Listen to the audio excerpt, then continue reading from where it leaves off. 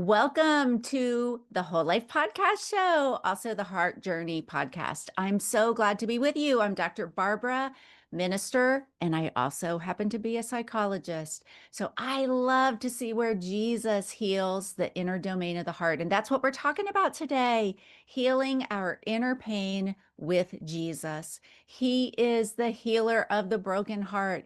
We're going to pick up where we left off last time, and we're going to talk about the healing process. Last time we talked about safety and stability in our minds, stability in our emotions. If you didn't catch that podcast, make sure you give it a listen. And today we're going to go through time reversing trauma, healing our boundaries, the importance of forgiveness, and the importance of taking the time to go through the heart journey process with the Lord. Healing is a process, it's spiritual formation. You can do this. The second phase is memory reconsolidation. This is where we are really working on our traumas and our unmet needs. And truth is, we are a very complex inner world, and we have a lot of precious little child parts inside of us that play different roles, uh, parts that seek attachment, parts that want to fly away or avoid, parts that want to fight other people, or parts that want to fight ourselves. The inner critic, just that is so hard on us and wants to micro control everything. Truth be told, we have an addiction to control that goes all the way back to the garden. We want to control and we want to blame. And so Jesus wants to saturate all these precious little parts. You see, you have lost parts of your heart, beloved, and he is going after those lost parts, just like the woman that had 9 coins and there was 1 coin that was lost. He wants to go after and heal all those parts. And so in Heart Journey, we allow Jesus to heal these inner little parts of us. And there are many of them. Sometimes you feel like I felt like I was 7 years old when I was talking to that person. Why? Well, probably because it was a 7-year-old part of you. And so we want to work with that part, or that there's the science behind it is like state dependent memory, but we want to work with that part and let that part receive healing. And Jesus, in fact, wants to meet the unmet needs. So after we have worked on stability of heart, of mind, of nervous system, of behaviors, we also work on social stability and spiritual stability. Then we make a narrative of our traumas and our unmet needs, and we start out with some tools and encounters with Jesus that meet these unmet needs. Some of you grew up in really pretty good homes, but your emotions weren't validated, and you felt alone every time, or a lot of times, when you were hurting. And so you have parts of you that feel so lonely, and you're like, why do I feel lonely? I have people all around me. It's a child part. It's a body memory.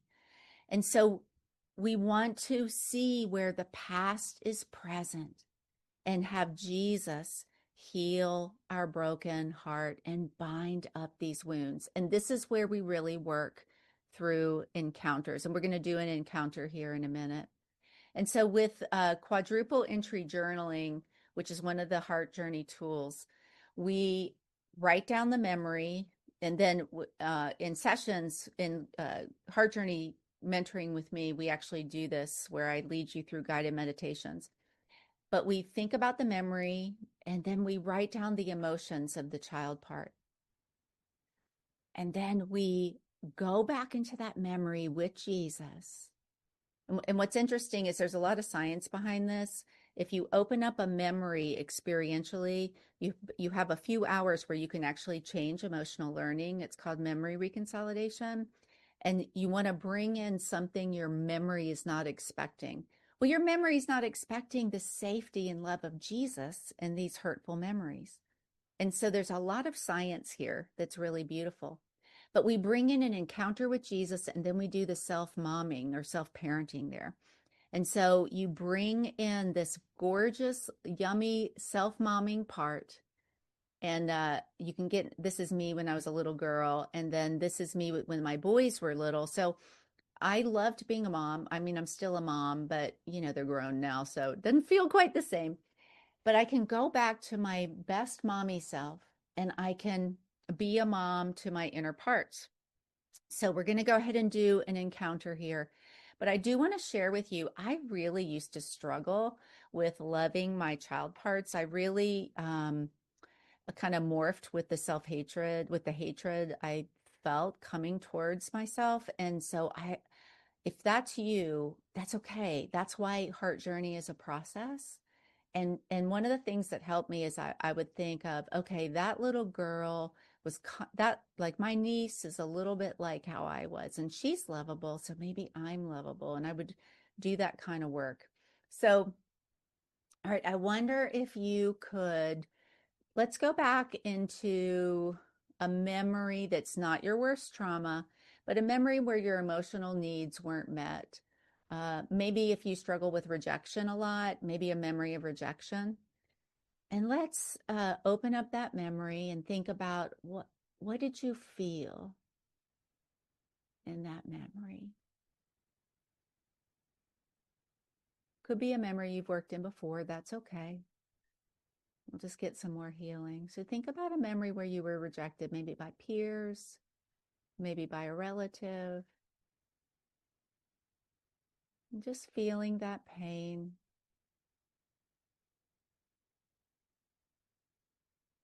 That longing to be loved and accepted. And now let's invite Jesus into that memory. What does Jesus want to say to you? What is he saying to you? What is he showing you in that memory, beloved? Just drinking in his love for you, his goodness. And now bringing in your wise and loving self as mommy, getting strength from Jesus to love your child part well. And what do you want to tell that little one in this memory?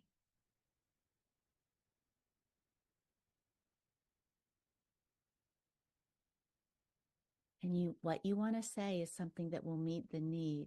Like if she feels left out or rejected, you want to say, beloved, I accept you. I love you. You're my sweet baby girl, and I will never leave you. And this is really where we need to be lavish with love, because we're making up for what we needed, and children need to be talked to that way. Well done, beloved. All right, we're going to move on. I know that we're going through a lot of content quickly. Remember, this is content that we would take, 11 months to go through.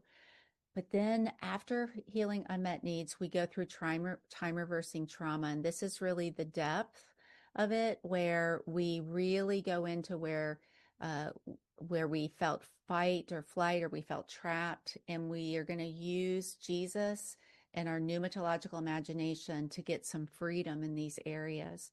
I love how Psalm 139:5 in the Passion Translation says, "You've gone into my future to prepare the way, and in kindness you follow behind me to spare me from the harm of my past." Wow. So we work with parts again, and here we have different parts: a child part, teen part, and then we also have attached parts that want to please love me, or we have submit parts. I'll do anything if you'll love me, or collapse. This is where you just want to, collapse and go fetal, or fight, where you want to either fight yourself or criticize yourself. Some of y'all, you want to be attached to others, but when you feel that part, you beat yourself up. And so this is where these parts are at work. And then you have other parts that want to escape. Okay, this does not mean we have multiple personalities. These are just parts that we all have.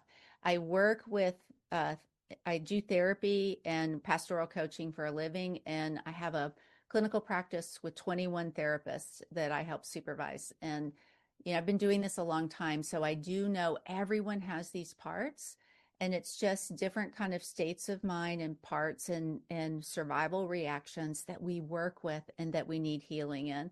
I also know that this path of healing works. It works. We also have somatic means body, places where we have some body release. Like, for example, if for some of us, if we do this versus this, often one feels more uncomfortable, and one feels more comfortable. So we work sometimes with these, spending time with doing some of these bodily motions. But also, let's say if you had a trauma where you were held down, one of the things we might do when we're working through that trauma is imagine you put slowly feeling yourself push that person away with Jesus, pushing them away. And there's something that happens that really brings a release. And there's so much, we spend a lot of time here, and there's a lot more I could say, but God is making all things new. And he wants you to feel that. Okay. I think it's chapter 8 is on healing boundary ruptures. And the scriptures talk about boundaries, and we do we do something called empty chair with Jesus, and we have a lot of different tools. I'm only giving you a taste of a few of the tools we learn, but we get a sense of our boundaries restored. We learn to do boundaries in relationships differently, and we also do some heart healing work in this area of trauma and boundaries. And then we move into integration. Here is where we forgive. Now, it's important to forgive and try to forgive before, but it's sometimes we use forgiveness as denial.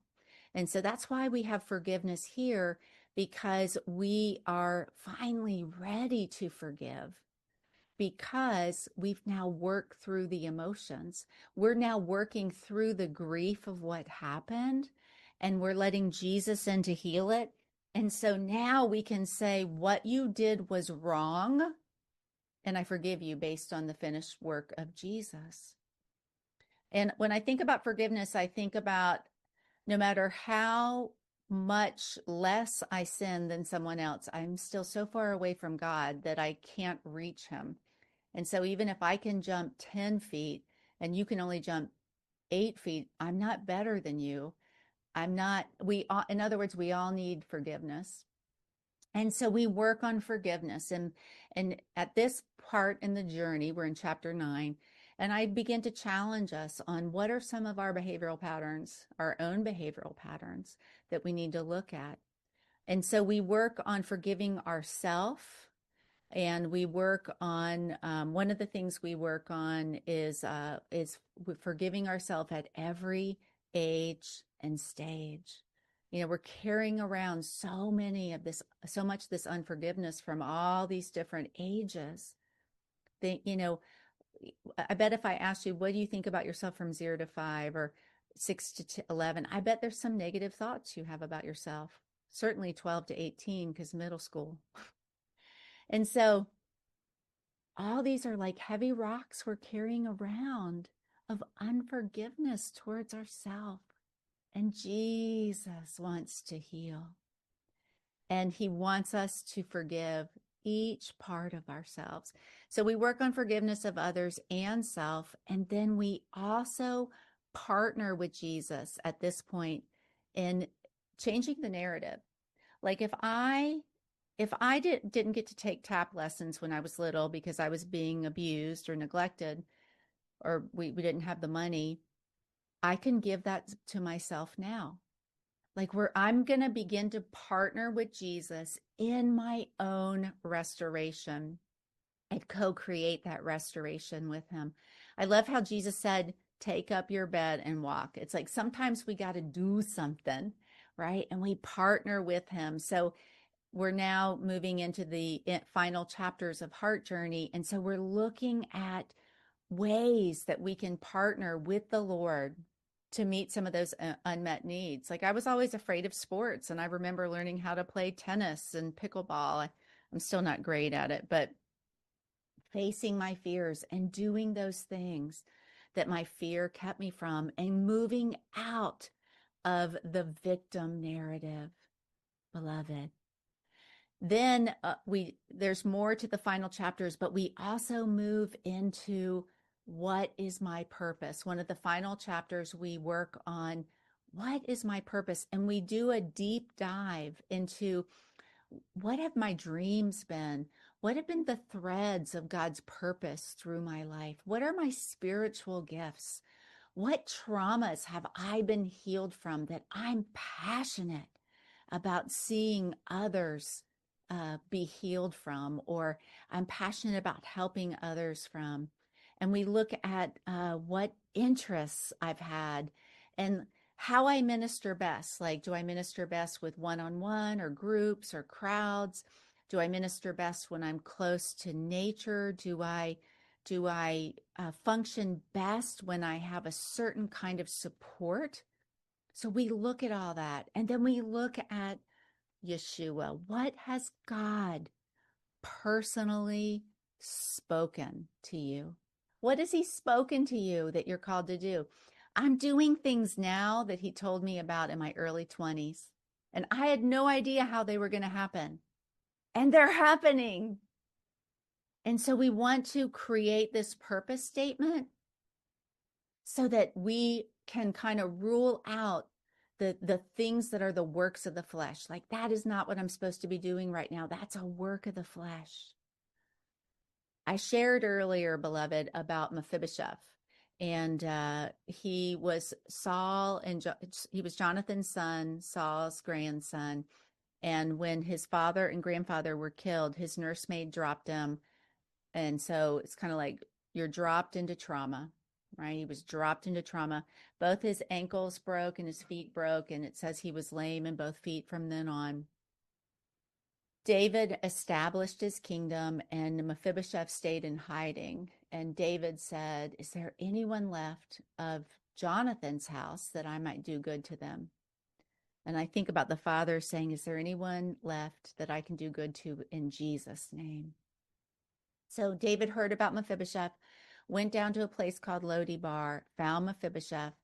Mephibosheth said, what are you doing seeking a dead dog like me? I'm paraphrasing. David said, come on, I'm going to give you back all your lands of your fathers, and you're going to eat at the table. And it says he ate at the king's table every day, even though he was lame in both feet. And what I'm asking you is Jesus coming after you to find these parts of you that feel like they can't walk and bring them to the king's table to eat.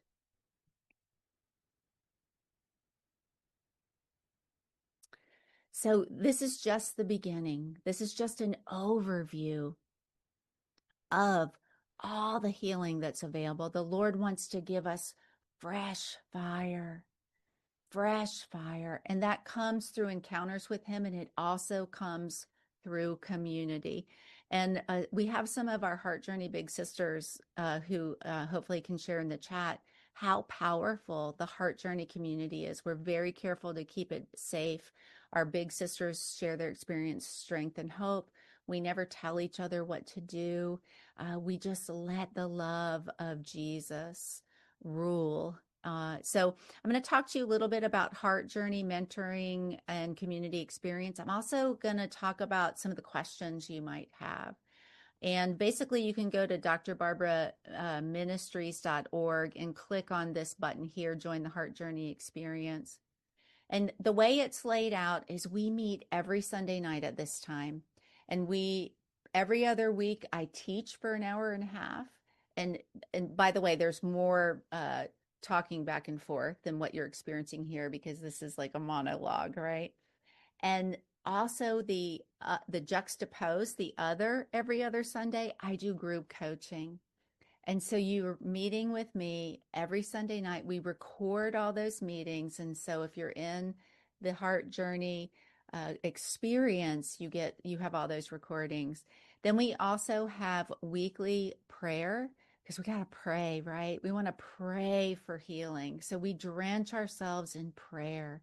And our big sisters who've been with me in the experience one or two times in the past are will lead these prayer times, and they're also going to lead you through some of the heart journey stability tools in that time. You also get this very not expensive, but extensive video library of previous courses and master classes with me, and some mini courses and guided meditations as well. And then there's a whole bunch of bonuses. You get a whole bunch of half price or discounts on coaching. And this goes from the Heart Journey Mentoring Experience goes from September 21st. It's going to start next Sunday through August 30th. All right. And the only supplies you need are the Heart Journey book and journal. And this is the way, using these tools is the way we cross over from these places of death and these cycles that keep us stuck and into life. Okay, let me know if you want the slides. I'm happy to give them to you. All right, so you might ask, how much time does this take? It could be as little or as much as you choose. I would say coming to the teaching nights are super important because I go over the material. And then the second priority would be the coaching nights. Then if you have time, I definitely want you doing the heart work between sessions. And then after that, you can engage in prayer, extra videos, and then in our Facebook group. But that would be the priority. Now, you don't have to do all of it, but there's a lot involved if you want to really immerse yourself in the experience. Why 11 months? We talked about this earlier. It just takes that time for the heart to form. Mentoring, I'm mentoring you through this heart changing experience. And our big sisters are encouraging you along the way. And we have real life pacing. We tried to do it in 6 months and it felt like drinking from a fire hose. And so we take the time for your heart to form. I've already talked about what we cover, but here's that list again. And how much time does homework take? So that can be flexible. Some do homework light and others go super deep. We have other people that are coming back through a third time. And so they're doing different layers each time. Some people stay with us a year. Some people stay with us several years. Remember, the disciples stayed with Jesus several years. You're basically going to get out of it, though, what you put into it, just like with anything else. All right, what if you're afraid to do the work by yourself? I get it. And that's why we have a community. In fact, after the coaching and after the teaching, I leave the Zoom room open for fellowship. So I stop recording and I often exit to go rest, but I'll leave it not on record, but leave the Zoom room open. And we're like a church. Now, we don't replace church, but there's such sweet fellowship. And so many of the testimonies have been about the tools and the encounters, but also the community has been really life-changing. I was reading a testimony today from our last cohort that said, I can't think of one time I've joined a meeting and wasn't changed, whether it be prayer by the big sisters or in the teaching or coaching. Okay. Is it therapy? It's not therapy, but I would say it's therapeutic. Christianity is a therapeutic religion. And so we use trauma-informed and psychology-informed tools, but it's not counseling. And I want to encourage you to maintain your counseling practice. I personally charge in counseling $230 an hour. This is so much cheaper than counseling because it's $125 a month and you get many hours with me. So it's ministry. I love to do it. I love to see people's hearts changed. Is this ministry aligned with any political affiliation? No. We choose kingdom over politics. We honor each woman's thoughtful voting conscience. We don't get into it though. We just trust you're voting out of your own conscience. And so we don't use cancel culture. We love each other. And so here, at what we do here in Heart Journey is so different from what you see in the world. We're not polarized. We're in unity. We love each other, and we just don't get into the fray because we're seeking and belong to a higher kingdom, which is Jesus. And so we're together and we love each other and we focus on where we have unity, which is we love Jesus, we serve Jesus, and we're letting Jesus heal our broken hearts. All right, how much does it cost? 125 a month, and then you get probably what, like 5 to 7 hours with me, plus the extra content, the extra prayer, and discounted coaching and stuff like that if you want to do all that. I think we have one more half price scholarship, but really, please only do that if you can tell me why you need it, because we only have one left. But it's 125 a month, or if you pay the year in advance, you get one free month. So it's $13.75 a year. And if you, what do I do if I miss a session? Well, if you miss a session, we record them. Now, we don't record prayer because we feel like that's a little bit more personal and raw, but we do record group coaching and we do record the teaching sessions. What happens in group coaching? Okay, sometimes in group coaching, I take people through I do a skill and take us all through the skill together. Like we have some drawing exercises that we do, pain to purpose drawing. And so sometimes we might all go through an activity together. Other times I might have one of you volunteer, and we'll talk about it in advance, to go through a coaching session with me that's on the chat, that where there's a topic related to the chapter we're on, and I will coach you through that while the other people watch so that everyone can have healing. It's amazing when you watch someone being coached that you get healing yourself. And so we do that, but that would only be if you volunteer. And then sometimes I go through and do mini laser coaching where I coach everyone a little bit and everyone gets to experience the wisdom coming forth and how to use the skills together. So the coaching is about application of the skills. So it's teaching the skill, coaching on the skills, teaching on the skills, coaching on the skills. If you want more personal support, you can buy coaching packages with me. And also everyone gets 4 half-price one-on-one pastoral coaching sessions with me for people who are in the mentoring community and experience.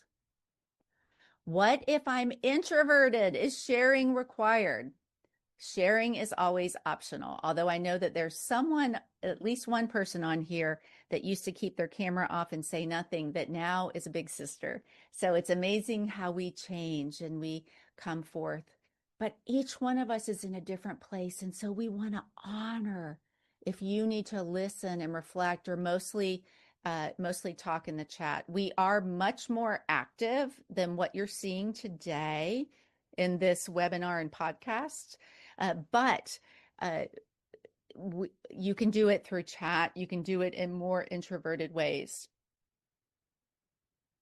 How do we keep the space emotionally and spiritually safe? Well, we have very clear group guidelines about confidentiality. We don't give advice. And then we definitely have where I'm present for most of the meetings. I'm present for all the Sunday night meetings and many of the prayer group meetings. And then prayer group isn't recorded. And so we are very, very intentional about our culture. And next Sunday night at orientation, we're going to go over those rules. All right. Do I need to live in the US to participate? No, we're online. We're like an online church for the brokenhearted.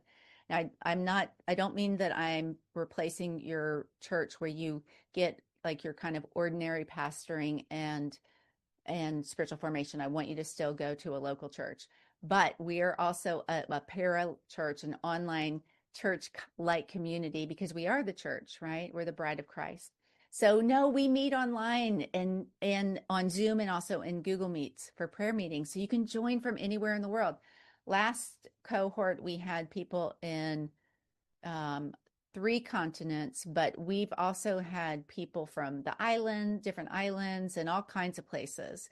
And then we definitely have people all the way from Alaska to California to the Northeast to the Southeast and everywhere in between. So it's recorded.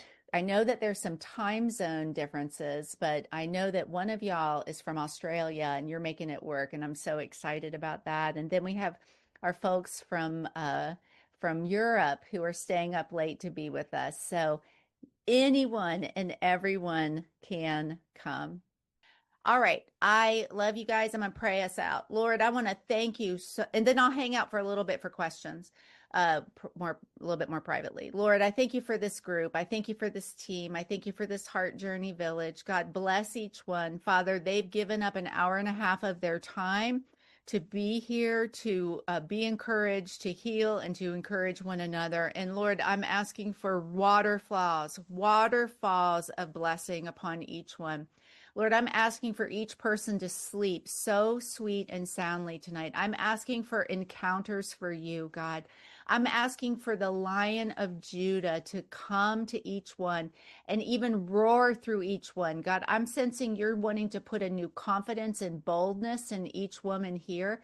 And Lord, some of these women, it's like the enemy came in to eat up their voice. And you're saying, I'm giving you back your voice, beloved.